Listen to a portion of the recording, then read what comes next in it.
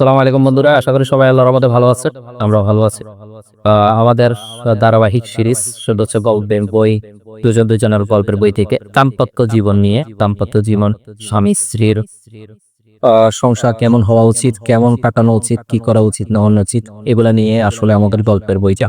তো এই আমার প্রিয় শাইখ মোহাম্মদ আতিকুল্লাহ হযরতের বই।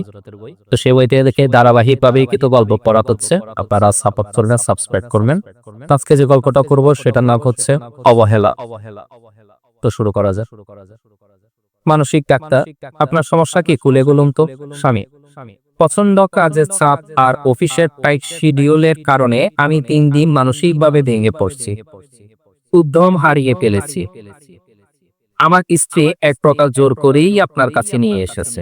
এখন ডাক্তার সাহেব একটা সমাধান দেন। আপনি কি কাজ করেন? ব্যাংকে চাকরি করি, ক্যাশিয়ার। ডাক্তার: আপনার স্ত্রী কি কাজ করে? সে কোনো কাজ করে না, ঘরে থাকে। প্রতিদিন সকালে আপনাকে এবং বাচ্চাদেরকে কে জাগিয়ে তোলে, আর সকালের নাস্তা কে তৈরি করে?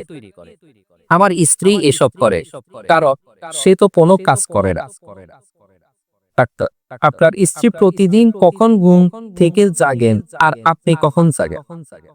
ও তো আজানের সাথে সাথেই উঠে পড়ে, কারণ আমার অফিস আর বাচ্চাদের স্কুলের সময় হওয়ার আগেই সবকিছু গোছগাছ করতে হয় যে আমি আরো অনেক পরে উঠি। ডাক্তার: বাচ্চাদেরকে স্কুলে আনা নেয়া কে করে? এসব ও করে, সে তো কোনো কাজে নেই। ডাক্তার: বাচ্চারা স্কুলে চলে যাওয়ার পর আপনাদের দুইজনের কাজ কি? আমি অফিসে চলে যাই আর ও ঘরে থাকে। সে তো কোনো কাজেই নেই, ঘরে থেকে দুপুরের খাবার রান্না করে, জামা কাপড় ধোয়, ঘর গোছায়। ডাক্তার: অফিস থেকে ফেরার পর আপনি কি করেন আর আপনার স্ত্রী কি করে?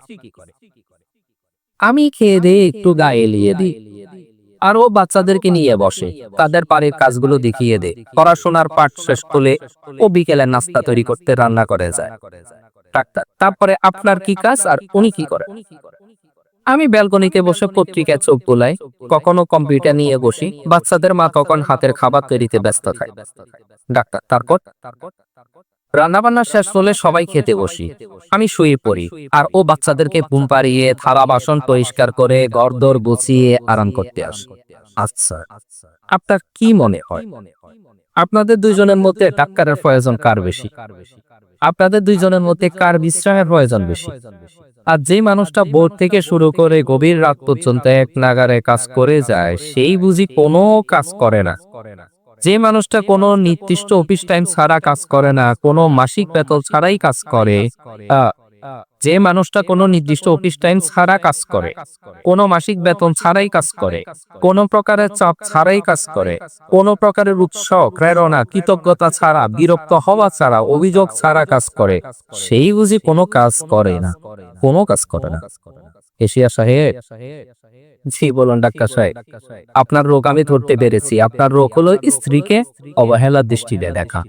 স্ত্রীকে আসলে অবহেলা দৃষ্টিতে দেখার কিছুই নেই। কাজ আমরা যেরকম করি, বাইরে কেউ ব্যবসা করে, কেউ চাকরি করে, কেউ বিদেশে থাকে, প্রবাসে থাকে, কেউ কষ্ট সবাই করে। ঘরের যে স্ত্রী, তারাও কিন্তু কষ্টই করতেছে। সে রান্না বান্না করা, থালা বাসন ধোয়া, ছেলে মেয়ে তাদেরকে, সন্তানদেরকে দেখাশোনা করা, সবকিছু। ব্যাপারটা এমন না যে স্ত্রীদেরকে এটা হাওয়া দিয়ে, হাওয়া না, এটাই বাস্তবতা। হাওয়া হলে কিসে, হাওয়া দিলে যদি খুশি হয় তাহলে হাওয়া দিবেন। ধন্যবাদ। সাবস্ক্রাইব করবেন।